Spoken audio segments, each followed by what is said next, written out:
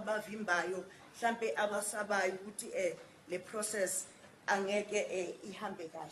I did this at the point where I was aware that all the key figures had already been properly briefed, and there would be no hindrances along the way. Minister, let me do this. Just so that we put context to your further evidence, I wish to read into the record that letter because it bears central to the questions the Constitutional Court requires answered.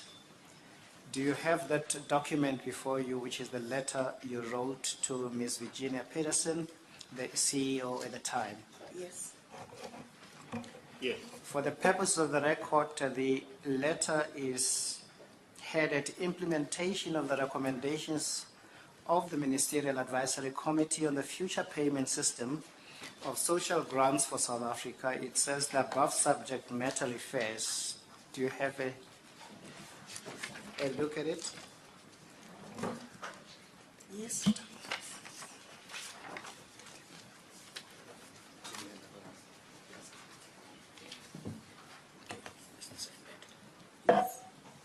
You wrote there, Ms. Minister, that as you are aware, the last meeting of the Ministerial Advisory Committee, held jointly with the Executive Management of Sassa on 21 May 2015, agreed to proceed with the implementation of the recommendations of the committee as set out in the document entitled, Final Report and Recommendations for Way Forward, dated December 2014. As you will recall, it was agreed in the above-mentioned meeting that to expedite the implementation of the committee's recommendation, we must establish various work streams that will focus on key aspects. Given the foregoing and challenges confronting the agency on all fronts, including but not limited to the Constitutional Court processes, I'm of the firm view that critical steps for the implementation of the committee's recommendations without any further delays. I have decided that in order to roll out implementation process diligently, we need to retain the collective knowledge and institutional memory of the key members of the committee. Given their knowledge and expertise, these members will lead the work streams and work jointly with you and the Sassa executive management team, so as to ensure that the various work streams are adequately resourced to executive their respective mandates. I think that word should have been to execute their respective mandates in a speedy manner without any disruption, and to minimize delays in the implementation of the third recommendations.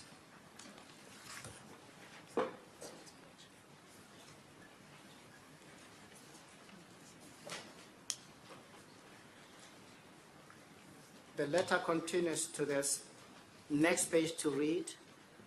To this end, I have decided to retain the services of the following individuals who were part of the committee for the implementation of the third recommendations. Mr. Andy Lenyonya as team leader, Mr. Tim Sokazi, legal, Ms. Tanki Sopakis, social benefits, Mr. Sizwe Shezi, economic development, and Mr. Patrick Munyeki, information communication technology. Although this panel will account directly to me during the implementation process, I request that Sassa appoints hosts, provide resources, and compensate the panel on behalf of the department, subject to the applicable laws. I envisage that the implementation will take place over a 3-year period, and as such, the aforesaid individuals must be appointed for the duration of that period. This process must be actioned with immediate effect so as to enable the panel to immediately assume the task at hand. I trust that all is in order, and I will await your responses to the issues raised in this letter. Have I read the letter correctly, Mr.? Yes. Why the agency that is evident from the reading of that letter?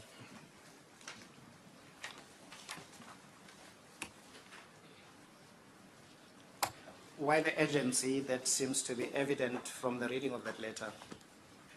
Yes. Why was, can you explain why the Ukuthi urgency? ngeke ngani ukuthi kube iphuthuma ngoba le ncwadi. Okokuqala i-court or i-advisory committee esuqedile umsebenzi wayo. Okwesibili sebekhona i-meeting or umhlangano wama-executive. Okwesithathu ukuthi i-court yayishilo ukuthi kufanele siqale sikwazi ukukhokha njengoSassa ngoba Okay. The advisory committee had done its work. And the executive, what did you say about the executives? yayisekhona umhlangano. Okay, the executives had been fully informed. And the court had also ruled that by a certain date, payments had to be made. Ngoba i-tender yayideclarewe invalid. A tender had been declared invalid. The tender of the contract. Yeah, Minister, yeah. you're referring to the tender or to the contract that was declared invalid? Yes, with Tender or contract. with CPS by the Constitutional Court. Yes, so Yes, I just want the record to be straight. Are you referring to the tender or referring to the contract that the Constitutional Court had declared invalid? the contract that yes, Okay. You say yes, but I don't know which of the two. Minister. the contract All right. that we had with CPS was declared invalid by the Constitutional Court. Now, I must ask you this question directly.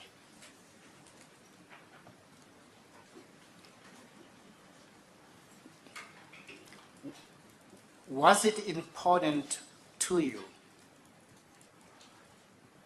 that Sassa must do all it can to meet the timeline and target that the Constitutional Court had placed, which is the 31st of March 2017 at the beginning of April?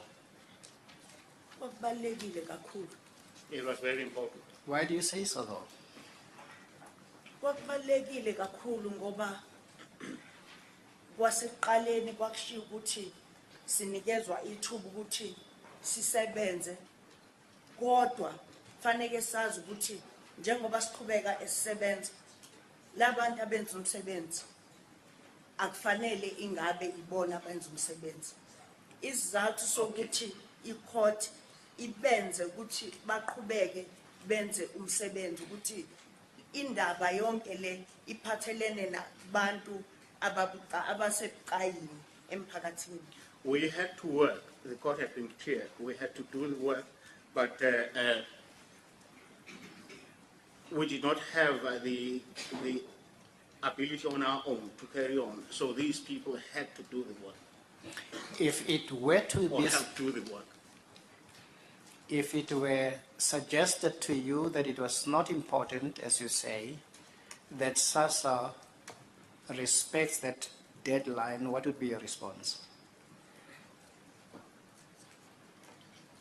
Ngicela ungiphindele. Can you please repeat? If anyone was to suggest that it was not important for you that Sassa respects the court deadline, what would your response be? Ungaphikisa kakhulu lo. I would have gone against such a thinking, such that kind of thinking. And you'd say what? What did you do to make sure that there would be compliance, Minister? Okokuqala ukuthi kube khona i-advisory committee. Kube khona abantu abaphumayo ku-advisory committee because of eminye imisebenzi. Siphinde siletha abanye. I-advisory committee iqede umsebenzi wayo. Let's give the interpreter a chance. Okay, the advisory committee had to do its work, and the people working in it needed to go out, and other people needed to be brought in. And sase sifaka abanye abantu bawenza umsebenzi baqeda sangena ukuthi kukhulunywe nama-executive saqeda and kuthi Okay, people coming up, people that we put in, did what they had to do, they finished that.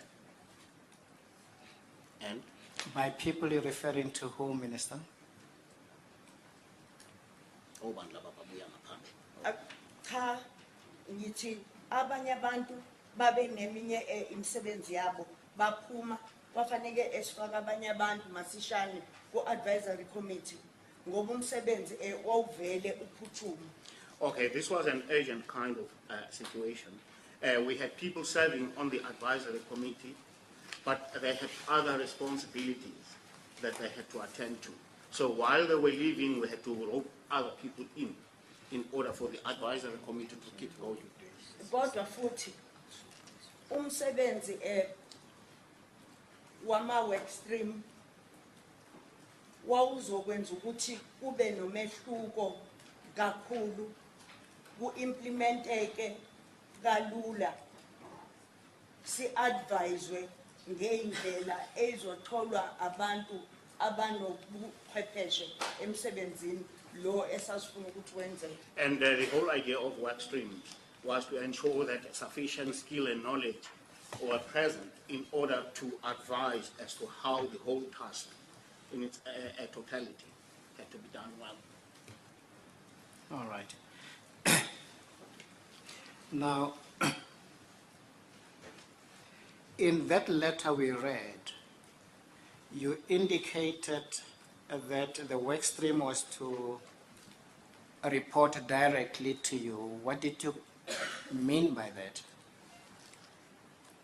Ngaloko ngangenzela ukuthi umsebenzi uqhubeke. Okwesibili My intention was to ensure that the work was carrying on. Secondly, okwesibili ukuthi ba-reporte directly to me kwakungasho ukuthi abazusebenza nama-officials akaSassa babesebenza nabo and sinesiqiniseko sokuthi kukhona indawo la babehlangana nabo ba-reporte kubona babanikeze ukuthi hayi lokhu kulungile lokhu ake nihambe niyofuna enye information ngabo so kwakukwenzeka ukuthi Let's give the interpreter a chance. yes, the fact that these people were told to report directly to me did not necessarily imply that they would now not work together with Sassa officials. They actually did work together with those people.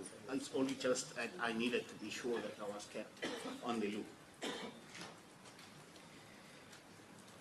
According to the reports that you received from Ms. Mvulane, what was the relationship between these work streams and the Sassa executives? uMiss Mvulane uyena owayefaneke enze kube nobuhlobo obuqinile phakathi kwawo ama-work stream nama-executive. Ms. Vulane had a role to ensure that the relationship was strong between the committee and the between the work streams.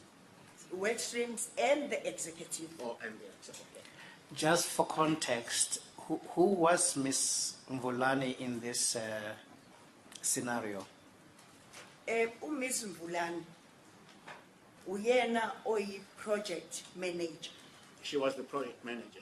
uMiss Mvulane uphuma eprovinsini. She comes from the province.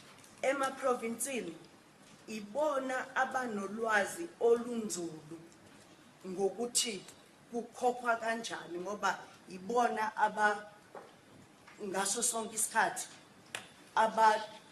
ku-doorstep yabantu, ibona face to face nabantu, ibona understand ukuthi uSassa singawenza kanjani ukuthi ube ngcono kunaloku oyibona. People at provincial level have a deeper understanding of what exactly is required to make this work because they are more at the coalface, as it were. Mr. Smith, if you reach a convenient point, we could adjourn for some 15 minutes. Yeah. It may very well be convenient, Yes. Judge, now. Then we'll adjourn, we'll come back at 11:45 then. Thank you. Someone to come forward and put down in front of me valid reasons why they thought there What- was interference. Was it ever brought to your attention that there was some disquiet of one kind or another about the work of the work streams?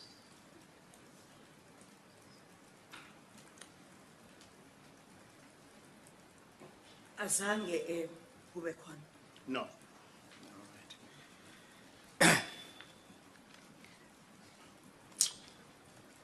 You'd identify in paragraph 29 that Mr. Magwaza alleges in his affidavit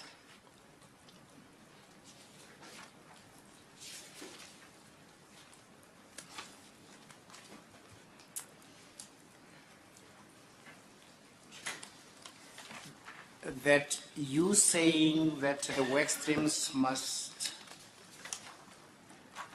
account to you directly, remember? Yeah.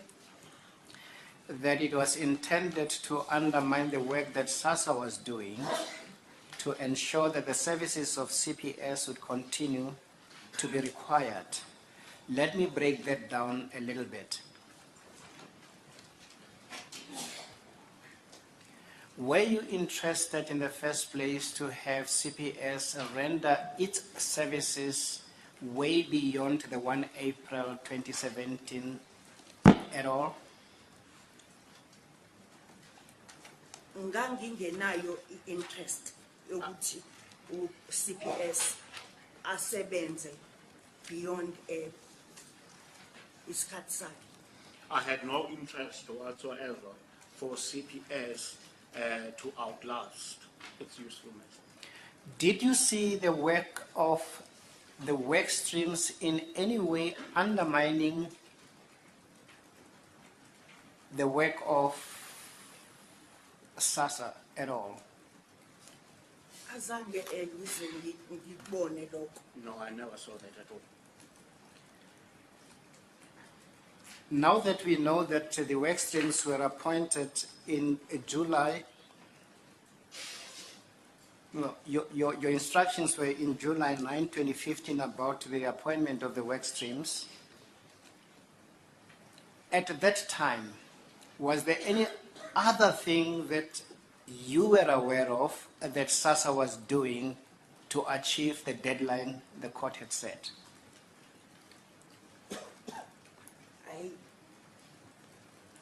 Ayikho. No, nothing. Okay. In your letter, though, you do direct that specific leaders be appointed into these work streams, right? Yeah. Can you explain why? Ingoba babe ne experience babezoncedisa ukuthi beze nembono eyayizoncedisa uSassa ukuthi enze umsebenzi wakhe ngoba babengeke bathi uma benombono bese beyahamba beyowenza bona ngoba abanalo lelo lungelo. Abantu abanelungelo lokwenza umsebenzi abasebenzi bakaSassa. So Well, it was because these people from outside had certain levels of expertise required by Sassa to do the work. But these people could not operate independently of the Sassa people that needed to execute the work. abantu abanelungelo lokwenza umsebenzi wakaSassa abasebenzi bakaSassa. It is Sassa employees who have to do the work of Sassa. And the role of the CEO of Sassa, was it interrupted by the work stream work at all? Or what's your comment?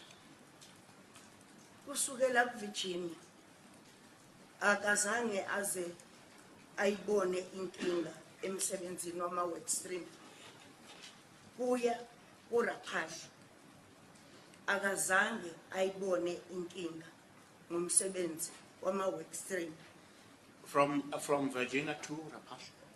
Kuya kuRapasha. To Rapasha, those people never saw any interference or any disturbance of any kind. Ngesikhathi kusebenza ama-work stream, bengikade ngisebenza naye ubaba Magwaza acting DJ. Ngiyabona nje ukuthi naloko futhi kumele ngikusho. I think I also need to mention that during the tenure of the work streams, I worked sort of together with Mr. Magwaza, who was the acting DG. Yes. Did the work streams do any work at all? The work streams, did they do any work at all? Bawenzile ama-work stream umsebenzi wabo kakhulu. Yes, they did do their part. Did you get In a reports? significant way. Did you get reports about the work they were doing? I-report engayithola yokuqala ngayithola ngoba ngibize umhlangano, ngoba kungathi wonke umuntu ubheke ekhoneni lakhe. Well, the first report that I did get was when I had summoned people to a meeting, because what I found there was that it appeared as if people were sort of operating in silos, each one looking only at what they had to do. So ngangifuna ukwazi ukuthi wonke umuntu wenzani and sihamba siqhubeka siya phambili kanjani. What I was interested in was to see what everyone was doing and how that contributed to the overall teamwork and what headway we were making. Kodwa okunye kubalekile futhi ukuthi noma sasesinawo ama-work stream eqala ukusebenza, ukhona amabili abalekile ayingakaqala umsebenzi, mathathu akwazi ukuqala umsebenzi wawo aqhubeke and awenza ngendlela efanelekile. Ngokuma ngabe ebeqala benza ama-report When the work streams started, only 3 actually started and did their work, while 2 important ones did not immediately kick in. and uma ngabe bereporta futhi baqala ukuchaza ukuthi lo msebenzi lo enubekile ukuthi siwenze angeke wenzeke ngalesi sikhathi lesi nina enisinikeze sona. The work streams did point out that it was not exactly possible to do everything within the time frame that had been set for them. Let's tidy this up a little bit. When you were saying that the work streams were to report directly to you, you sought to convey what exactly? Ngangichaza ukuthi kaSassa kune political head ewungqongqoshe nayo ekufanele yazi wonke umsebenzi owenzekayo. Well, I wanted to make the statement that people had to be aware that within Sassa there was a political head, namely the minister, and that one always has to know what is happening within Sassa. And your understanding of their work in relation to the Sassa executive? Ukuthi ngithi bazo reporta kumina directly kwakungasho ukuthi ama-executive awasenawo umsebenzi wawo.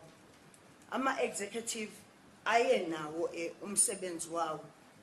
Mhlawumbe mangabe kwenzeka kuba khona afuneka ukuthi bazoveza isiqiniseko sokuthi kwasetshenzwa nama-executive, lowo mbiko ungaba khona. Kodwa okubalekile akhona ama-report aphumile umsebenzi obikwe kuma-executive. Okay. Well, as I've said before, for them to report to me also did not undermine the work of the executives. In fact, evidence is available that reports were given to the various executives. If it came to your attention that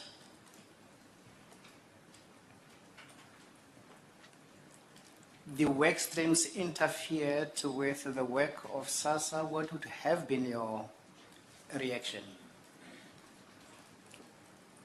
Ngangizobiza umhlangano I was going to summon a meeting bese ngiyachazela ukuthi ama-work stream a-interfere kanjani emsebenzini wakwaSassa.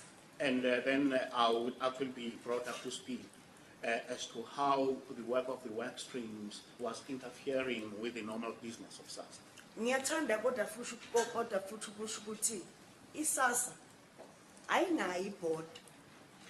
I will need to point out also that Sassa does not have a board. So wonke umuntu okhona uyareporta kuminister njengo-CEO reporter kuminister, and lo msebenzi lo umsebenzi obalekile kakhulu. The business of Sassa is very important, and with the absence of a board, the various people do have a way of reporting also to the political head, the minister. Akaze lokho kube inkinga. It has never been a Akekho problem owakhala before. ngakho. And okwesibili bekuzobukeka nje ngivele ukuthi akucacanga kahle mangabe ngithi kuzoreportwa kumina directly zonke insuku. Ukureporta kwakwenzela ukuthi kube ne-political management wayo yonke i-process. So the whole thing of the people also having to report to the minister was to ensure that there was a political management of the entire process. To your understanding, was Sassa alive to the work of the work streams? Were they aware of it, to your understanding? Yebo, uSassa wayewazi umsebenzi wama-work stream. Yes. Why do you say that though? Ngisho ngoba indaba ze-procurement nje zenziwa khona kaSassa. Because the whole procurement process took place within Sassa. Okwesibili babekade beyiyona ingxenye yomhlangano la kwathathwa khona isinqumo sokuthi azoba khona ama-work stream. And also the executives were part of the decision-making meeting where it was decided that work streams were necessary. Were you aware of anything that would impede the work of Sassa by this work stream process? No. Akukho ebengikwazi. No, nothing that I knew about. There is something urgent that emanates from the letter that you wrote to Ms. Peterson. You don't need to look at the letter, but what was so urgent about it? Because you sound repeatedly saying that the appointment of the work streams had to commence with speed. Indaba yase-court yayibalekile kakhulu kunaso sonke. Kodwa nathi sasishilo sathi ngomhla ka-1 sizobe sikwazi ukuqala ukusebenza. The court decision had been very important to us, and we too had decided that by the 1st of April, we had to be able to work. And it appears from that letter that you really wanted the retention of the specific members of that advisory committee to go through with the work stream effort. Why was that? Ingoba abanye babekade besebenzile lapha Mangabe beza ngala bebezofike batholane nabanye abasha. Well, it was important for continuity's sake, because they already had some experience when they met with new people, so that continuity would be in place. Kodwa futhi njengoba lolu daba lwaliphuthuma mangabe uqala abantu abasha sha bekuzokwenza ukuthi kungakwazi ukuqhubekela phambili.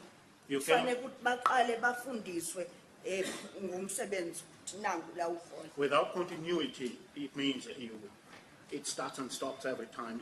We come with new people that need to be briefed as to what is happening, they do not know. But with people that have been involved previously, and they continue into the future, they ensure that they rope in other people and bring them up to speed. Starting afresh or new people, as you call them, was a threat to what? Would have been a threat to what? To the time frame of the 1st of April. Kodwa futhi ibizosincedisa ngoba besingenayo i-blueprint or business process yokuthi kuzohanjwa kanjani la. So ama work stream ayezokwazi ukuthi asincedise ukuthi si develop leyo workprint, leyo blueprint. We did not have any business process, we did not have blueprints. The work streams had a duty to ensure that those came about. Did the work streams do any work of the Sassa staff? Angikhumbuli kwenzeka lokho. I don't remember that ever happening. And why is it in your letter you say that they have to work with the CEO of these work streams in the Sassa executive management? Why did you say that? Ngoba ibona okufanele bagcine benze umsebenzi. Because ultimately it's their responsibility to do the work. And did you use the word in that letter that you decided that they retain the services of certain specific individuals? Why was that? Ingoba lawo ma individuals ayezosincedisa ukuthi sisheshe sihambise uhlelo lwethu. It's because those specific individuals had the capacity to help us speed up the process that we're busy with. Kodwa engicela ukubalula futhi ukuthi kubantu be-advise mangabe i-advisory committee isinikile umbiko wayo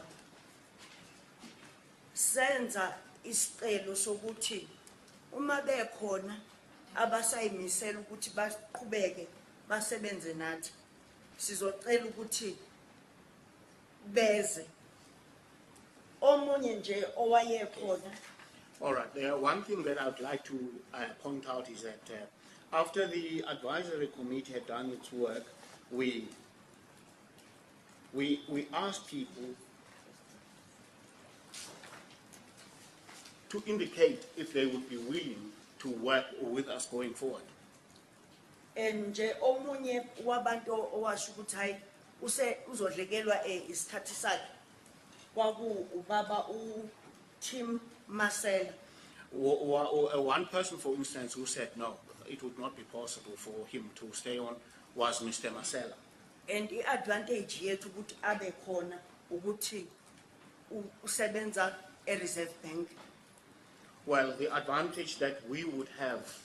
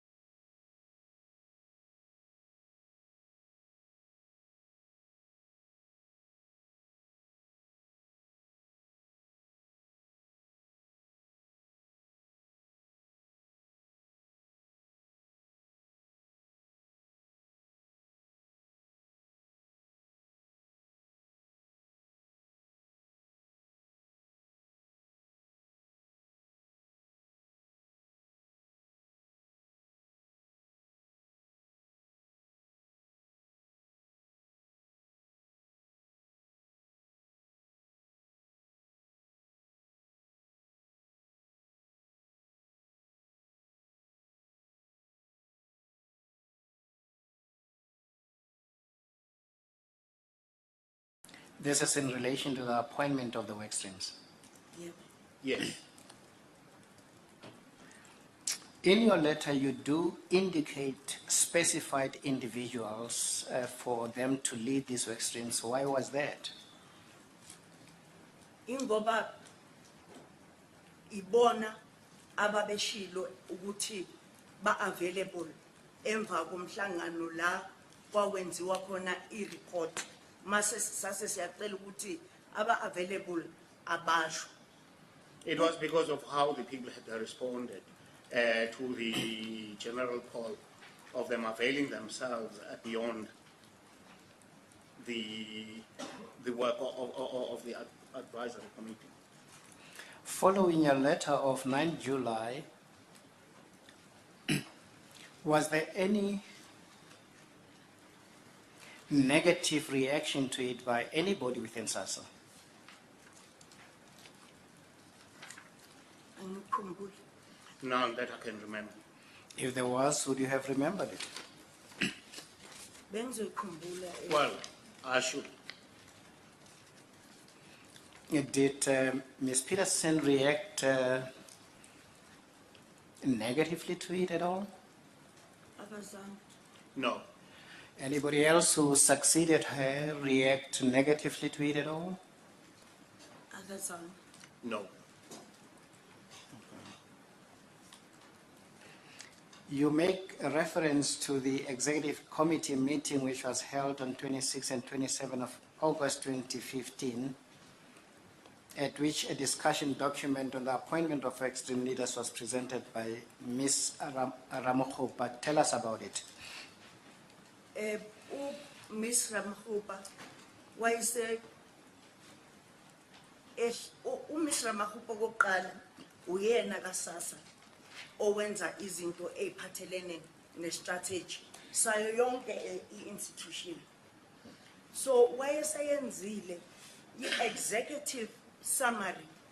This- Okay. Okay, this person is actually responsible for all the strategy of all the things happening within Sassa. Is it a lady? Lady, yes. Okay. She had already drawn up an executive summary of everything. So uyena owa wenza umbiko wase eyasho ukuthi nayi imisebenzi ezodingeka ukwenzeka. She then pointed out what different tasks needed to be discharged for everything to happen. That executive committee meeting was intended to address what principally? Yaye enzela ukuthi wonke umuntu okwasasa azi ukuthi sikuphi. Okwesibili yayenzele ukuthi abasebenzi ama-executive akaSassa azi ukuthi kunomsebenzi ofuneke wenzeke ozokwenza ukuthi kube nenqubekela phambili. The whole idea was to promote teamwork and also to keep people informed as to where things were at that point. Kodwa futhi kwakuwenzela ukuthi abasebenzi bakaSassa nabo bathole ithuba lokuthi basho ukuthi babona kanjani ngaloku okwakushiwo konke. But also this gave the opportunity for Sassa employees to voice their views as to how they saw everything. And what had that to do with the work streams? What did that executive committee meeting for those 2 days had to do with the work streams? Ngicela uphindele Can you ngexolisa. please repeat? The executive committee meeting of those 2 days and the function of Ms. Ramokgopa, what had that to do with work streams? Was work streams any subject relevant to what that executive committee meeting was held for?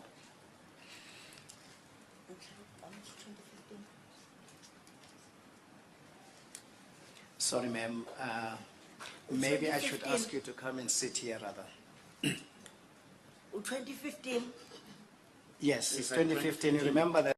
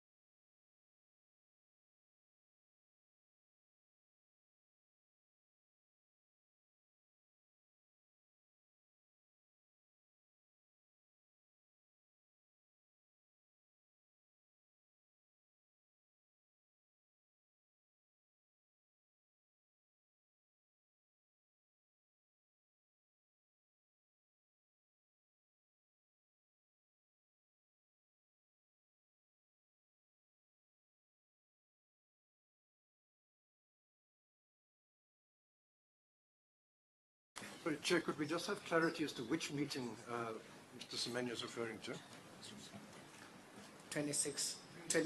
27 of August 2015.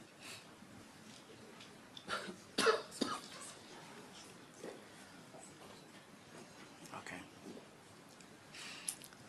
A suggestion, if it ever came, have a look at me. A suggestion, if it ever came, that the work of the work streams interfered or was a parallel process to that which Sassa was doing, what would be your reaction to that? Hayi ngingacela ukuthi bengizocela ukuthi abavezi basho ukuthi ikuphi la ama work stream enza khona umsebenzi wakasasa. My reaction would be for people then to quantify or to make it plain how that was happening, how, for instance, the work streams were now suddenly doing the work that the Sassa people should have been doing. Ultimately, there were options that were put for Sassa to consider in relation to the provision of social grants by the work streams. Is that right? Yes. And what became of these 4 options?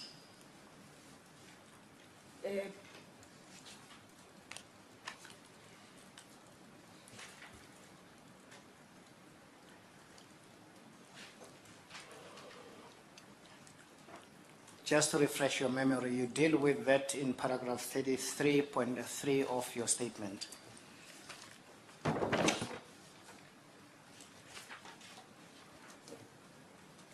Which you'll find on page 12 of your document.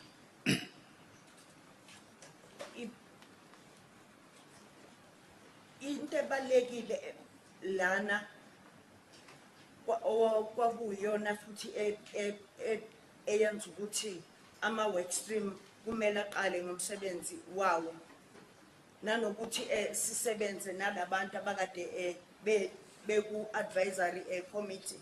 Ngicabanga ukuthi eqaleni bese ngishilo ukuthi indaba ye court judgment, okwesibili indaba ye institutional memory. Okay, as I've said before, it was important for the work to get going, and we needed people that had served on the advisory committee to become part of some of the work streams, and the urgency to it all came as a result of the court decision or judgment. Ne limitation ye capacity within Sassa ukwenza lo msebenzi. And all that against the backdrop of limited resources or capacity within Sassa. 4 options were ultimately put on the table by the work streams. Right? Chair, I don't want to interrupt the learned friend, but these aren't options put up by the work streams. They're options for how to procure the work streams. Sorry. Yes. This 33.3... Just have a look at your paragraph 33.3 and read it quietly.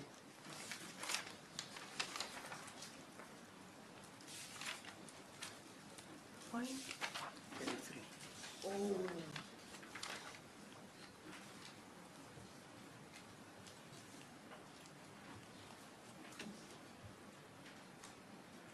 Yep.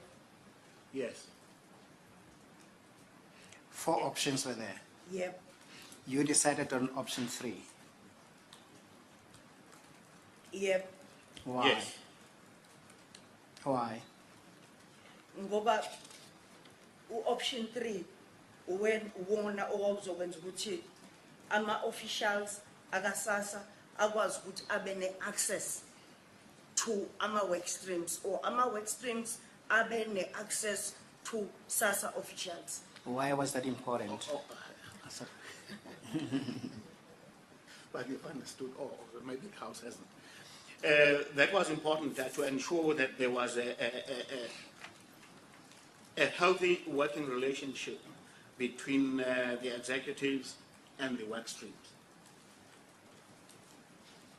Okay.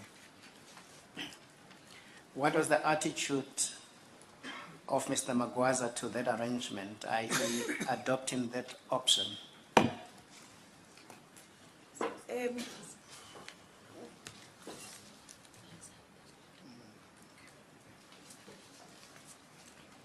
Wavumelana nayo leyo recommendation. He was also in agreement with that recommendation. And ngaleso sikhathi wayesaka social development. And at that time, he was still with social development In what capacity? Acting DG. as at the DG. Kodwa yeah. Okay.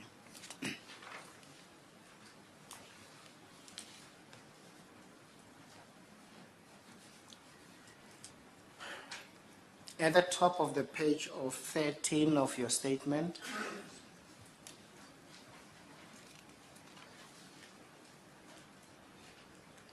you say what you were suggesting to Ms. Peterson was a recommendation. Yep. Yes. Why do you say that? Kwakuyi recommendation ngoba ngaso zonke ikhathi sisebenza kanjalo. Ngenza ama recommendation and uma ngabe kukhona ufuna ukuthi ku correctwe bayakwazi ukubuyisa. Kodwa futhi ngokomthetho we role yami ye oversight over Sassa nginalo ilungelo lokwenza ama recommendation. Well, that is the modus operandi, but the whole purpose also is that people should know what the recommendations are, and then where they think there's room for improvement, they must come up with that.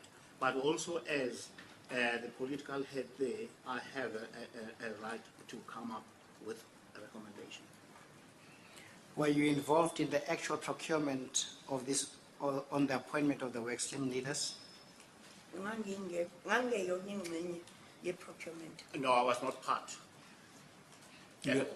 You are aware that service level agreements were concluded with some of them? Yebo. Yes. You familiarize yourself broadly with what those service level agreements Okubalekile nje engikwazi entailed? umsebenzi okwakufanele ukuthi bawenze. Yes, what was important to me, or still is important, is the kind of work that they needed to do.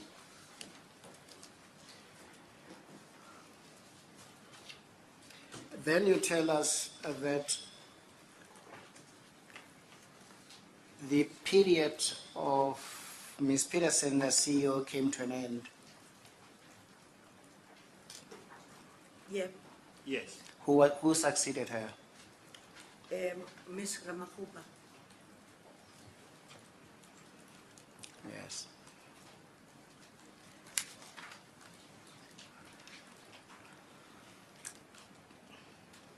Any handover that was done that time? Yebo, Miss Peterson wa prepare a handover report. Oh, okay. Yes, Miss Peterson prepared a handover report. And why presenter and into enye yenza ukuthi Miss Peterson asheshe ayibhale i-handover report yakhe ukuthi wayese ngimbhalekile incwadi ukuthi ngicela enze i-handover report aphinde ayishare no Mr. Magwaza leyo handover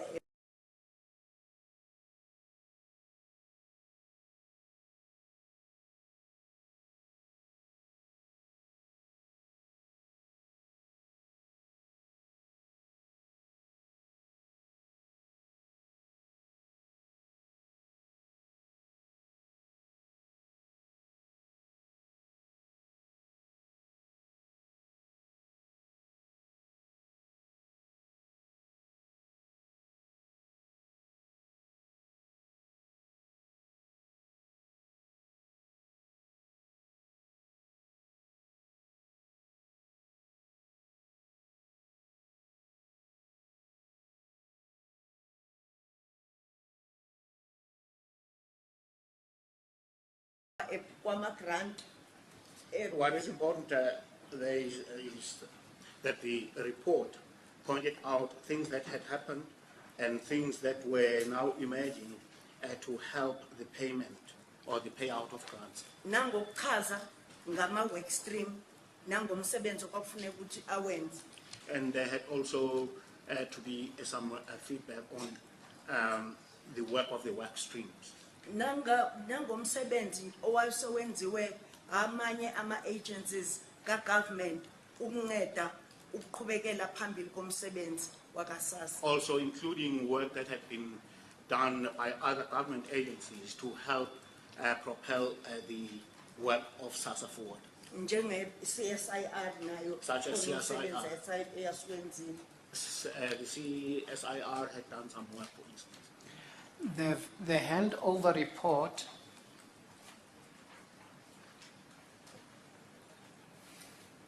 conceived of various phases, some 3 phases. Can you tell us about those?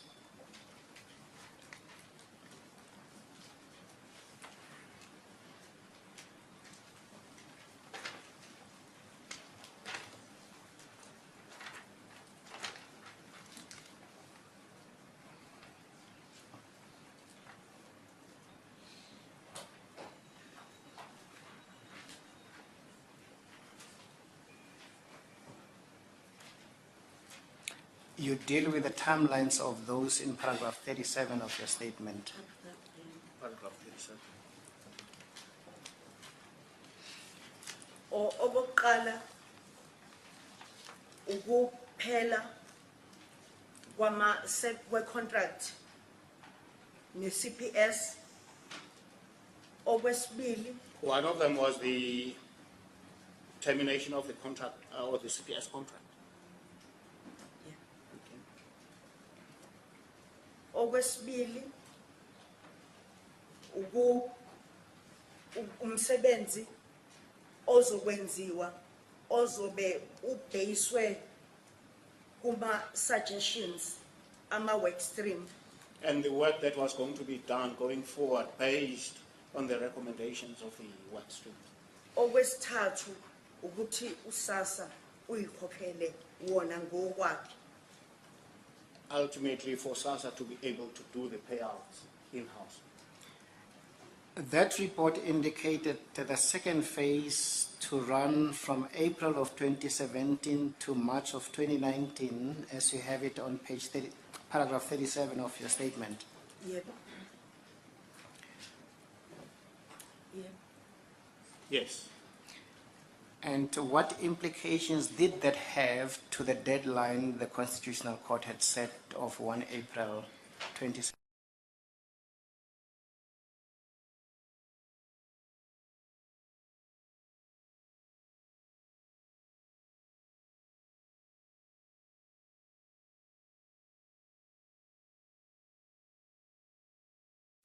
Yenziwa ngaphakathi kuthina. That implied that at the end of phase 1, the payout would be happening in-house. Phase 2 kodwa wona wawuchaza ukuthi kuningi okunye okusafanele ukuthi kwenziwe. Angeke uthi nje ngo-April 1 usuqede yonke into ofanele ukuthi uyenze. But phase 2 indicated that although phase 1 had come to a close, there were still other things that still needed doing in order for the whole process to be able to run smoothly going forward. What would that mean for April 2017 when phase 2 was going to March of 2019? It would mean that you need more time to do your work.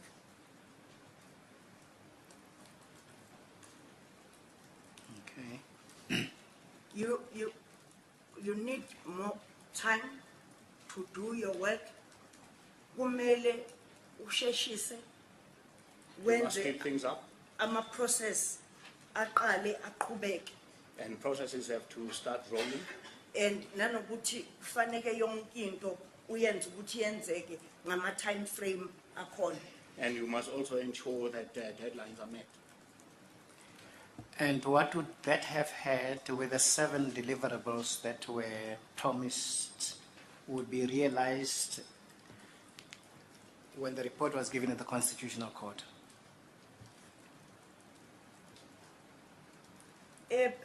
Constitutional Court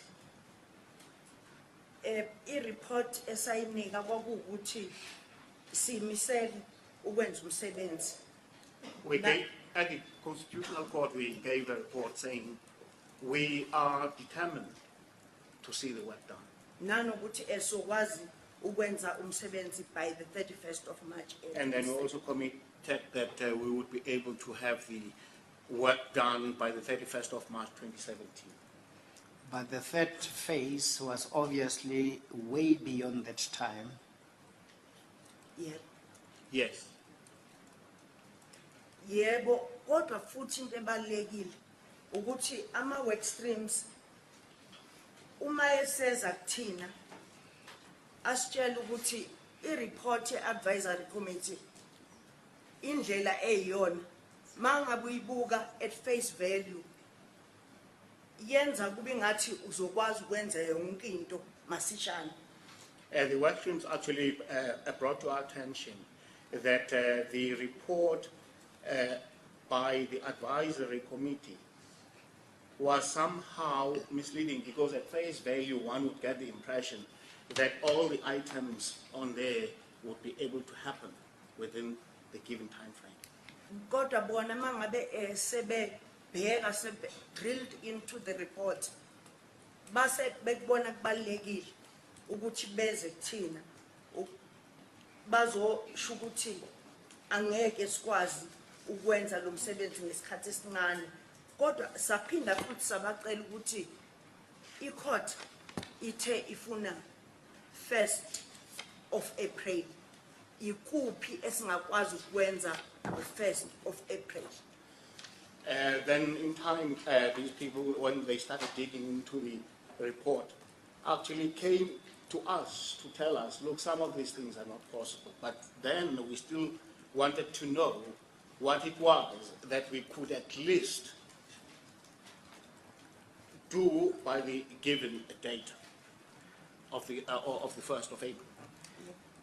Did the, Sabacela ukuthi noma babe sebe reportile kuthina kodwa sabacela ukuthi basincedise ukuthi sikwazi ukumitha i-deadline. Well, even though they had reported that, we still requested them to help us to ensure that we are able to at least deliver something by the given deadline.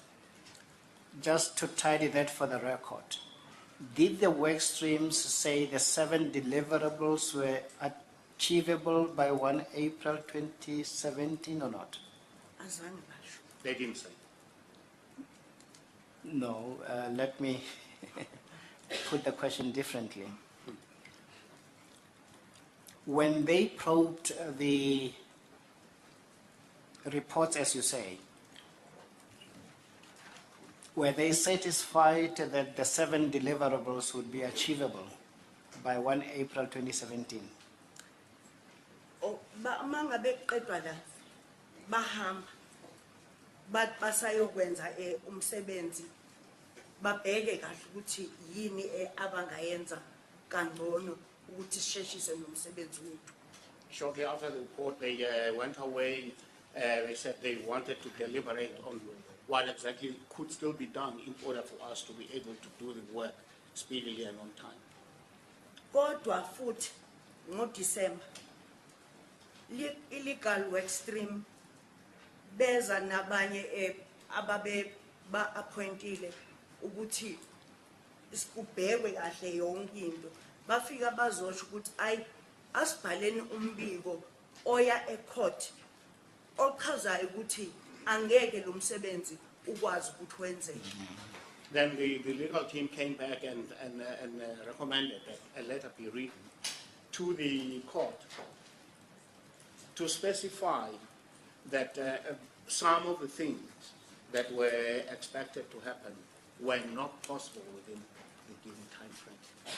When do you become aware that the 7 deliverables or the ability of Sassa to pay the social grants in-house could not be realized by 1 April 2017. When did you become aware? Ngazi ngo-October mangabe kulethwe i-report and sebechaza abantu bama-work stream ukuthi akukho possible. It was in October via a report that was delivered by the work streams where they pointed out that some of the deliverables or some of the things expected were not possible Ilapho within the given time frame. ilapho engacela khona ukuthi babheke ukuthi yini indlela enye engenza ukuthi siyenze umsebenzi masishane. That is when I appealed to them to look for all possibilities, things that we could still do to ensure that we still did whatever we could. Can we give more detail? In October, when you get told this, how was that communicated to you?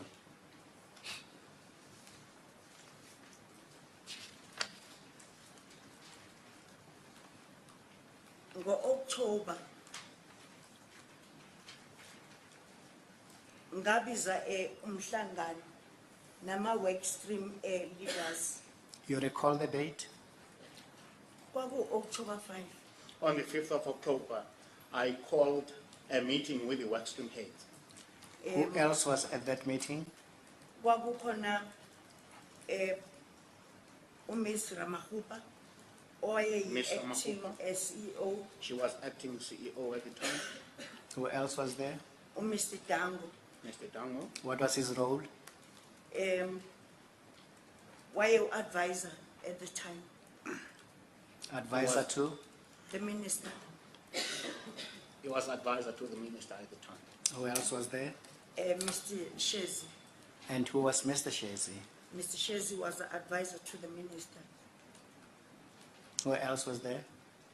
Ms. Mvulane, And we have spoken about her earlier. yeah, All right. yeah. And you say you then get informed that a date of 1 April 2017 is not achievable for the provision of social grants by Sassa, right? Yeah. Yes. Tell us more.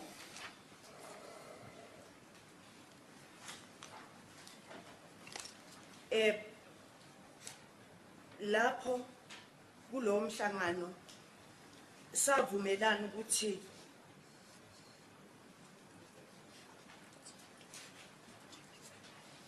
lapho kulo mhlangano savumelana ukuthi ama work stream awenze ama phases abe clear.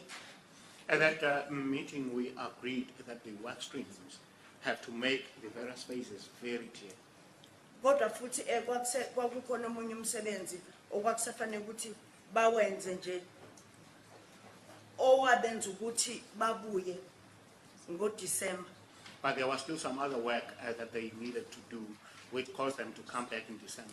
Sekuya manje legal and legislative framework work stream izosho ukuthi ayi cha sizoboshwa balani report eya constitutional court. That is when the legal and legislative work stream actually made it clear, if we carry on like this, we'll get into serious trouble. We must write an update report.